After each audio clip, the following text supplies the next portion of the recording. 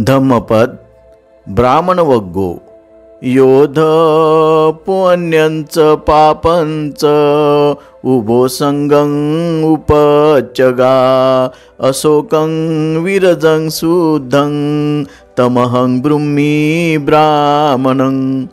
ज्याने या लोकी पाप आणि पुण्य या दोहींचा संग सोडला आहे, जो निशोक रजोरहित अशोक व विरागी शुद्ध आहे, त्याला मी ब्राह्मण म्हणतो। अर्थकथा। जेव्हा भिक्षू रेवताच्या महान सद्गुणाविषयी मोठ्या कौतुकाने बोलू लागले, तेव्हा बुद्ध म्हणाले की रेवत हा चांगल्या वाईटाच्या पलीकडे गेलेला आहे।